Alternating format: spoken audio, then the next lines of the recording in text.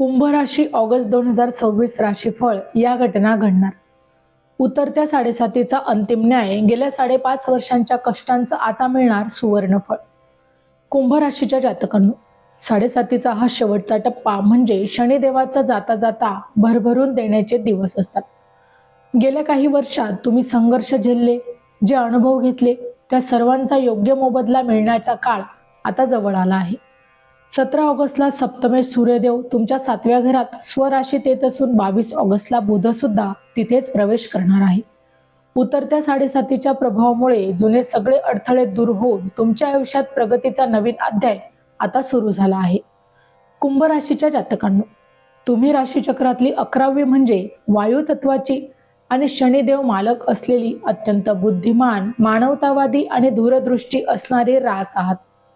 तुमचा स्वभाव हा कसा आहे तर काळाच्या पुढे जाऊन विचार करण्याची अद्भुत क्षमता, समाजाचं कल्याण आणि न्यायाची जाण असणारं व्यक्तिमत्व, वरून शांतपणा पण आतून विचारांचं प्रचंड वादळ बाळगणारे, स्वतःच्या तत्वांवर ठाम राहून काम करणारे. या उतरत्या साडेसातीने तुम्हाला कमालीची परिपक्वता दिली आहे, जी या महिन्यात तुम्हाला अचूक निर्णय घेण्यास 100% मदत करेल. या महिन्याचा मंत्र आहे शनिदेवांच्या उतरत्या चरणांचा आशिष आणि कर्माची प्रामाणिकता. जेव्हा एकत्र येते तेव्हा बंद झालेली नशिबाची दारं स्वतःहून उघडतात. या महिन्याचा पॉवर वर्ड आहे परिपक्वता अर्थात मॅच्युरिटी.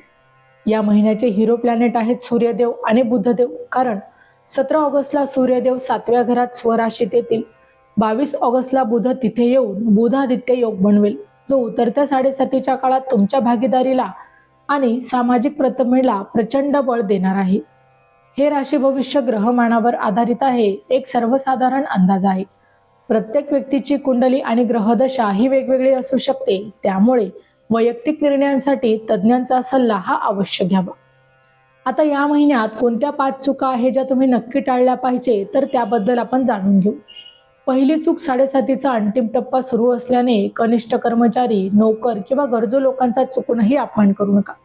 दुसरी चूक, 1 ऑगस्टला शुक्र 8व्या या घरात नीच होत असल्याने लॉटरी, जुगार किंवा अचानक येणाऱ्या मोहाच्या गुंतवणुकीपासून लांब राहा.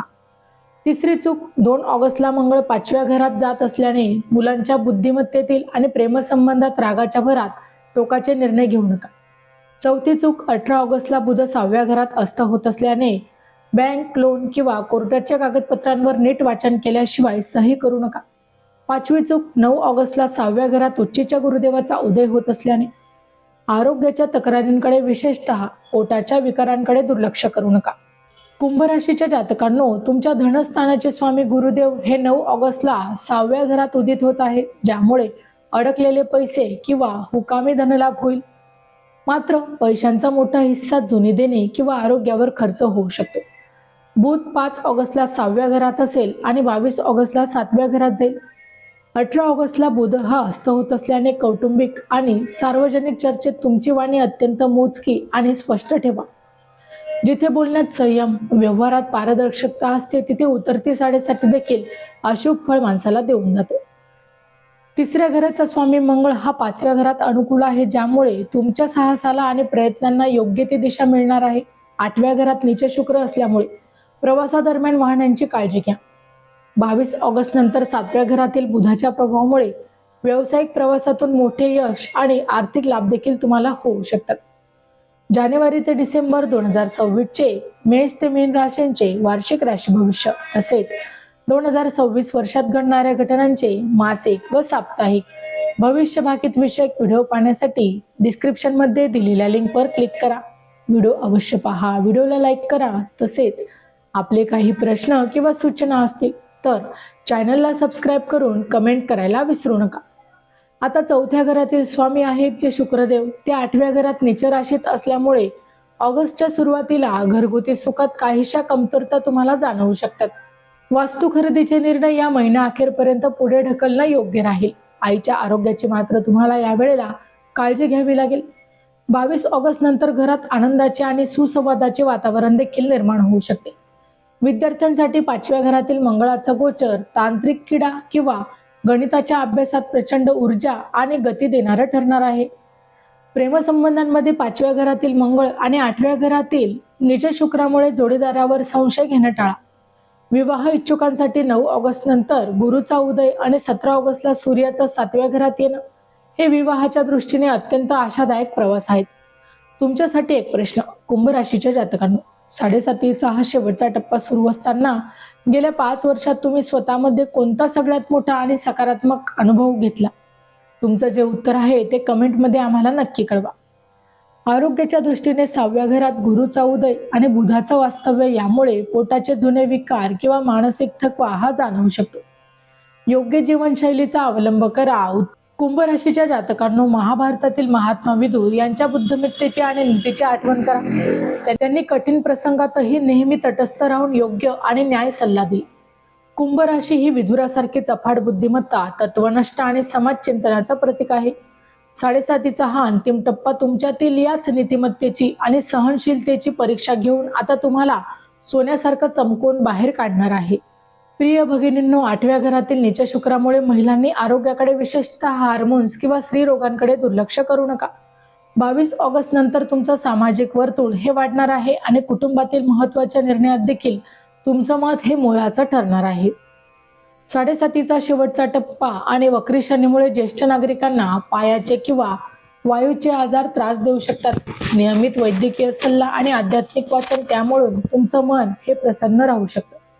ऑगस्ट 2026 मधील सगळ्यात मोठे शुभ संकेत म्हणजे 17 ऑगस्टला सूर्याचं 7व्या घरात स्वराशीत आगमन, 23 ऑगस्टला बुधाचं 7व्या घरात येणं. हा काळ 7.5चा त्रास कमी करून तुमच्या सार्वजनिक व्यावसायिक जीवनातील अडथळे दूर करेल.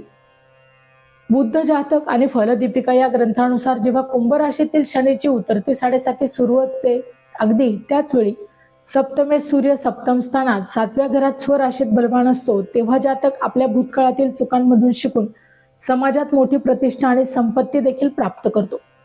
शनिदेव आता त्या जातकाला स्थिर साम्राज्य देऊ इच्छित आहे. ग्रहांचा आता मानसशास्त्रीय संदेश देखील आपण आता समजून घेणार आहोत.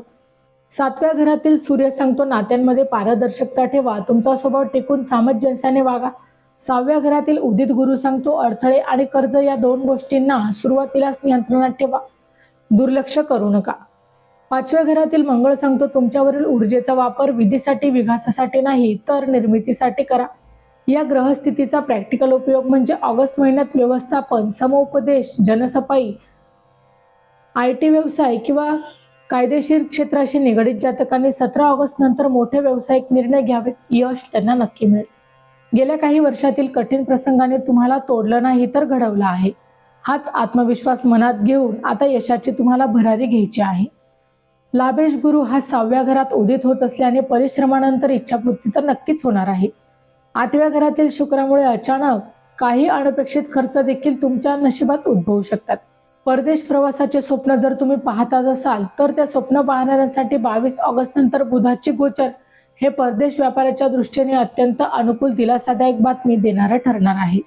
लाभेश गुरु 6व्या घरात उदित होत असल्याने परिश्रमानंतर इच्छापूर्ती होईल. 8व्या घरातील शुक्रामुळे अचानक काही अनपेक्षित खर्च देखील उद्भवू शकतात. परदेश प्रवासाचे स्वप्न पाहणाऱ्यांना 22 ऑगस्ट नंतर बुधाचं गोचर हे परदेश व्यापाराच्या दृष्टीने अत्यंत अनुकूल अशा बातम्या देणार आहे. कुंभ राशीसाठी ऑगस्ट महिन्याचे उपाय. दर शनिवारी संध्याकाळी पिंपळाच्या झाडाजवळ तिळाच्या तेलाचा दिवा लावा आणि शनी चालीसा वाचा.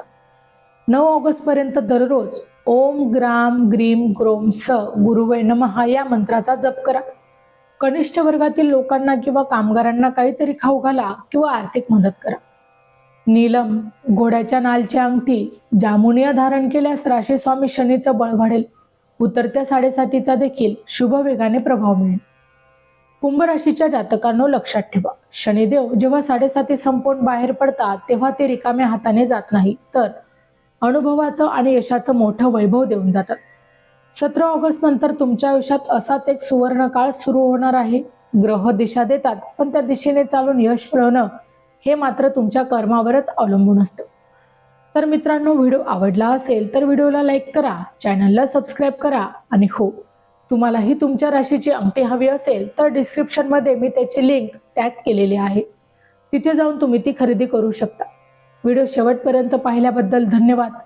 पुन्हा भेटू मीन राशीसह. तोपर्यंत श्री स्वामी समर्थ.